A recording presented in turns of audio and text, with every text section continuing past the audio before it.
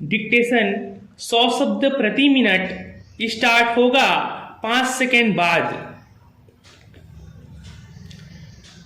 अध्यक्ष महोदय, मैं आपका कृतज्ञ हूं कि आपने मुझे इस पर बोलने की आज्ञा दी। यह महत्वपूर्ण प्रस्ताव आज दिल्ली के सामने ही नहीं बल्कि हमारे सारे देश के सामने है। पिछले 2-2.5 साल से बराबर हम इस पर विचार करते आ रहे हैं और यह सोच रहे हैं कि हमारे देश में जो असमानताएं हैं उनको किस प्रकार से दूर किया जाए। हमारे देश में करोड़ों जनता ऐसी है जिनको आराम से खाना नहीं मिलता, कपड़ा नहीं मिलता और जिनके पास रहने के लिए मकान नहीं है और जीवन की जो बुनियादी आवश्यकताएं हैं जो सबको मिलनी ही चाहिए वह नहीं मिलती है। ऐसे लोगों को किस प्रकार से सहायता पहुंचाई जाए, यह प्रश्न आज हमारे सामने है। इस संबंध में जैसा कि माननीय सदस्यों को मालूम होगा कि हमारे देश में जो सबसे मुख्य पार्टी कांग्रेस पार्टी है वह इस प्रकार के आयोजनों को आगे बढ़ा रही है।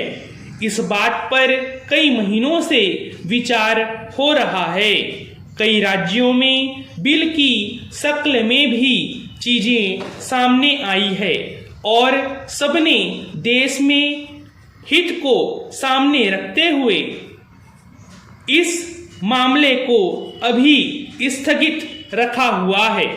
पैरा, लेकिन सब लोग जानते हैं कि किसी भी देश में अगर सामाजिक न्याय की बुनियाद न डाली जाए तो उस देश की आज़ादी पूरी नहीं मानी जाती है।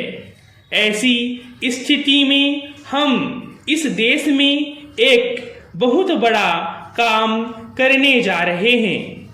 हमारे देश में असमानता कम हो, जनता के अंदर संतोष बढ़े, उसकी गरीबी, बेकारी और बेरोजगारी दूर हो और ये चीजें जो हमारे सामने डरावनी शक्ल में मौजूद है उनको किस प्रकार से मिटाया जाए, यह सवाल आज हमारे देश के सामने सबसे बड़ा सवाल है। हमारे देश के नेताओं ने यह फैसला किया है कि सारे हिंदुस्तान में अचल संपत्ति के बारे में कोई कानून बनाया जाए जिससे देश के अंदर जो असमानता है वह दूर हो सके और उसको कम किया जा सके। आज हमारे देश में असमानता एक भयानक रूप में खड़ी है। हालांकि हमारे देश के अंदर आय भी कुछ बढ़ी है लेकिन इसके बावजूद हमारे देश में वह संतोष नहीं है, वह बुनियादी चीजें नहीं हैं जिसके बल पर हम इस देश में असमानता कम से कम कर सकें। यही कारण है कि यह प्रस्ताव आज यहाँ पर लाया गया है। स्टॉप।